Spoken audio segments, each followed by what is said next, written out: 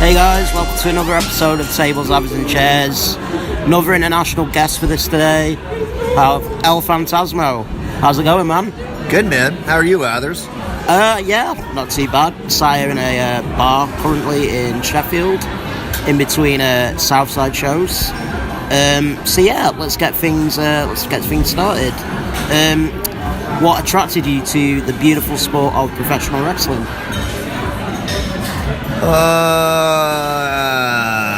The bright colors of people's spandex.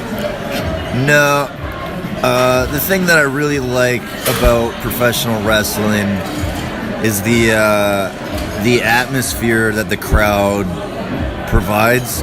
I'm really drawn to in football games when you got a really hot crowd. I love playoffs in sports. You just get that crowd amped up. There's an energy to the game. And when you get that in wrestling, watching old ECW and stuff, it was literally watching something magical happening. And I think that's one of the biggest things that drew me to it. So what are your earliest memories of wrestling as a kid? I remember watching Doink the Clown and Henry Godwinn on TV as a kid.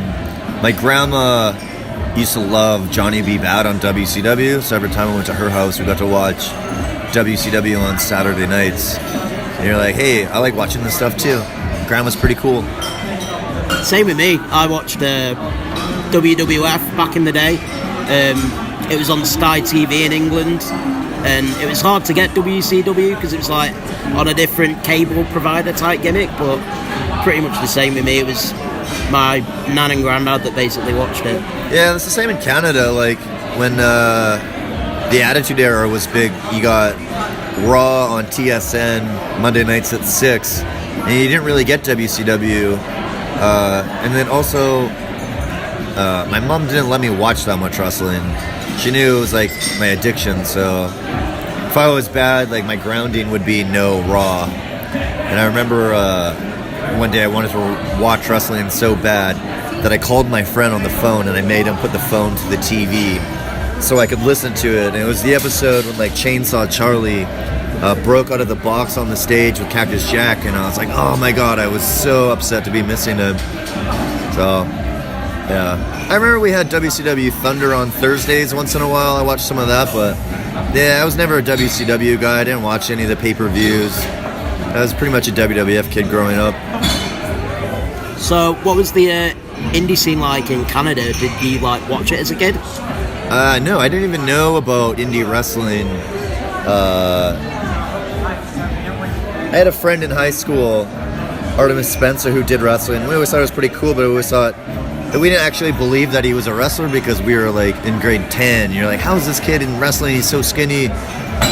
We don't get it. So once I graduated, I went and watched one of his indie shows, and to be honest, I thought it was pretty shit. I thought he did good, but I thought the rest of the card was a bunch of dudes pretending to be wrestling, and I wasn't impressed. And it wasn't until that I started training that I went to another indie show, because I was now a part of it. And where did you start training? I got started in ECCW. The funny thing is, I never went out of my way to join wrestling. I always liked wrestling, but it was never one of my plans. Back in high school, I was pretty set on going to film school and doing that route. So I was actually had to do a project in school, and I needed to do it on an actual company. So I talked to my friend from high school, and I was like, "Can you hook me up with the guys in wrestling? I'll do a video for your company and film a show." And as I was doing this, they had a training class starting. So I filmed a couple of the training sessions. I was like, hey, this looks pretty fun. I'm going to do this. And then I just started low-key training. And I got half off training to film their TV show for them and do graphics for them and stuff like that. So how long between training and your first actual professional wrestling match? It was a year. We trained pretty good. I was lucky to be in a class with guys like Kyle O'Reilly and the Bollywood Boys and Nicole Matthews, and it was just a special group of dudes that all really push each other to the next level. And I haven't seen that in Canada since our group. we've had guys here and there that are good, but never like the collective group that pushed us. And yeah, it took us we trained for like a year, like 3 days a week until we were ready to go on shows. So it's a lot different than now, where like you can train for like a month and get on shows. If like, it all depends where, but yeah, we really put the grind in back home, that's for sure. Can you remember who your debut was against? Yeah, my debut was in a battle royal. Standard. It was a Halloween Hell battle royal. It was actually October 2005. I remember I didn't have like proper gear. I didn't have like kick pads or something, and I had to go out there, and I was really embarrassed that I didn't have proper gear. But our first actual match was inside a steel cage. They would do all cage shows, like what TNA used to do, but they just set up a cage, and that was the gimmick they sell tickets with. So we did like a 3-on-3 6-man tag inside the steel cage, and I remember our team won because we sold the most tickets. So, typical wrestling. So when you debuted, were you El Phantasmo then? Yeah, that was my first name. And were you under a mask back then? Yeah, I had a luchador mask. It was like a scorpion style, some with Scorpio. I wore that for the first 3 or 4 years of my career, but my mom made it, so it was really uncomfortable to wear, and caused a broken nose and lots of head trauma. So I decided to take it off. How did you break your nose? It was literally 10 seconds into a match. My buddy gave me a running kick, and then I jump started him, and I went to give him a power bomb, and he gave me a Rana, but we had a small ring, so my foot hit the turnbuckle, and my momentum carried me into my nose. And it was like one of our first main events that we've ever been in, so we were all super jazzed up to go 15 minutes, and it literally, the first minute in, I was covered in blood. There was an awkward hush over the crowd, and yeah. Okay, fast forward a few years. When was it that you decided to take the big step of moving over to the UK? I think it was like just under 2 years ago.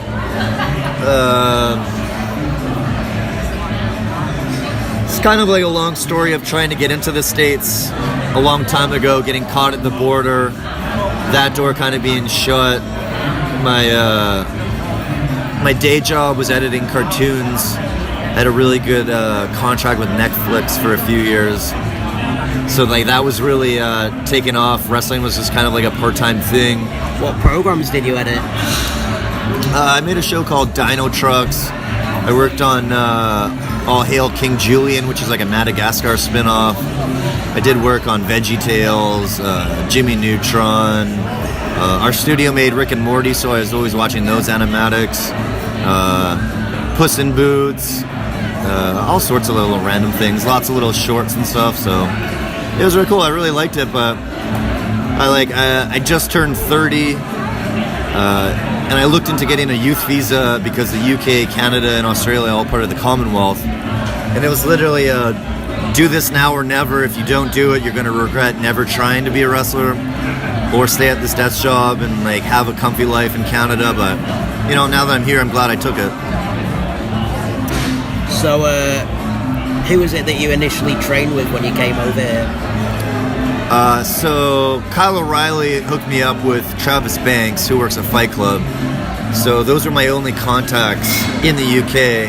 I literally came over here not knowing anybody, never met anybody, just a guy hungry to wrestle over here. The funny thing is, Travis was in St. Louis with Kyle the same time I would have been there with him if I didn't get caught at the border. So we would have met each other like 10 years ago, and that would have been pretty funny, but it's all the way it works out. Can you remember when it was that you made your UK debut? Yeah, so it was a RevPro Live at the Cockpit against David Starr in the opening match. I remember being super nervous and super frazzled. I quit my job in like January is when I finished my contract. Chose not to renew it. I went to Thailand for 3 months to do some backpacking, just kind of like a little traveling in the forests and jungles and beaches and stuff. and then I went straight to London and have I landed like the Friday, and I wrestled that Sunday afternoon. In the first match, so I didn't get to see any other matches. I didn't get to read the crowd. I had no idea what to expect. Luckily, it went okay, and it didn't bomb, because if it bombed, it would have been really difficult to regain momentum, I think. How are you enjoying being in England, just like generally? I love the wrestling. I don't really love England, to be honest. The weather. Yeah, the weather's shit. Like, it's similar to Canada, but in Canada, I've always had a car since I was 15. So I've never had to like walk around in the cold. I've never had to like carry my groceries. It's just little things like that. Like I don't have my own place. I don't have the things that I've worked for. I don't have a car. I don't have a motorcycle. I don't have friends and family. I don't have a little black book to go into. You know, like it's just it's like literally like moving to the other side of the world. Like England's cool though. It's so cool like getting to go to different cities. There's so many like different types of people everywhere. Like it's when I first lived here, I was in Rugeley, and there's like fucking tombstones from the 1500s, and I was like, I can't even like think of like how long ago that was. Like Canada's like barely 100, like just turned 150 or something. Like it's so new that like to think like England's been around for so long, it's mind-boggling. You mentioned RevPro earlier on. You recently competed in the British J Cup. How did that go for you? Yeah, that's pretty dope, I guess. The cool thing was I was at the British J Cup last year, and I was sitting in the crowd just kind of like watching the show. I remember Kyle was over for a couple shows, and I was like, I need to hang out with like a friend. Like I'm super lonely.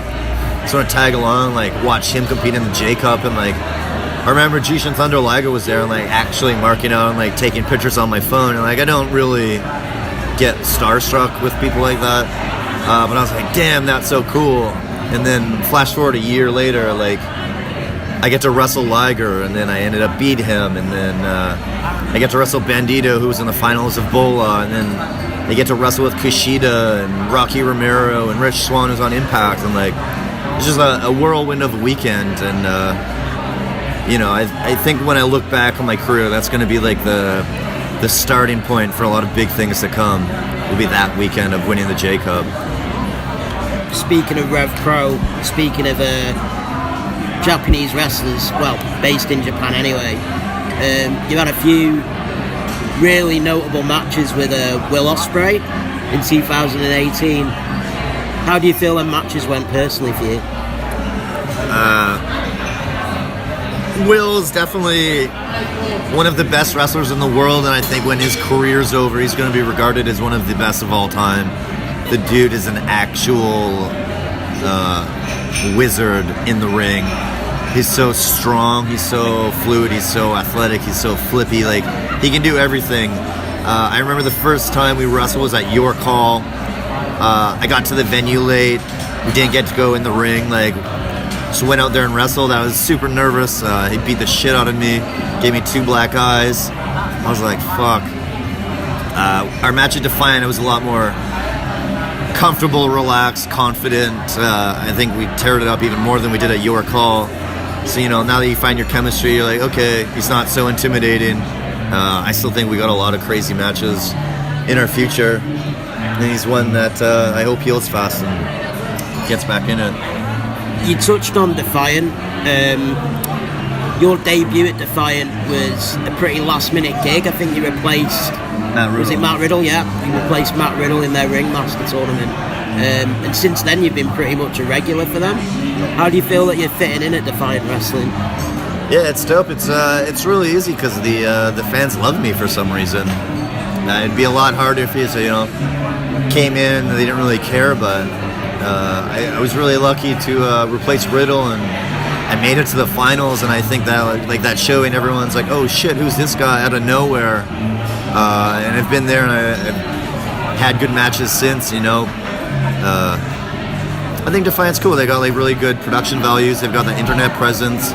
They've got a different locker room than most places in England, so it's a good mix. I'm looking forward to to fighting Walter and Ridgway in December for the title. Who knows what's going to happen after that? I know Pac's coming to Defiant. That's a dream match for a lot of people, for me included. I know Will's there. You know, like, it's pretty sweet. They got to tighten those ropes, though. God damn it. Fucking loose ropes. Almost broke my ankle last show. Mention Travis Banks training you. Obviously, that's at Fight Club Pro. How do you think you're finding your feet this year at Fight Club Pro? Yeah, Fight Club Glow's been a slow start. Just kind of stuck in scramble purgatory. Even to get into the scrambles took a while to get there. Fight Club's probably the most stacked roster in the UK, though, so there's no qualms there. But now that I've had a couple singles matches, put on some good showings, hoping to get some more, hoping to work my way up the card, to to be able to show British Strong Style, I can go and hang with them. That's like the ultimate test that I want to be able to do and show. And I've had a couple good matches with Tyler. I haven't wrestled Ben yet. It'd be awesome to have a one-on-one with Pete at the Fight Club crowd. That's the dream stuff. Like a dirty warehouse with some rowdy fans and some sweet lights and a wrestling ring. Let's just go tear it up. So you're pretty much a regular now at RevPro, regular at Defiant, working your way up the Fight Club Pro ladder. Is there any other places that you've not wrestled or not wrestled as much that you'd like to break into a little bit more?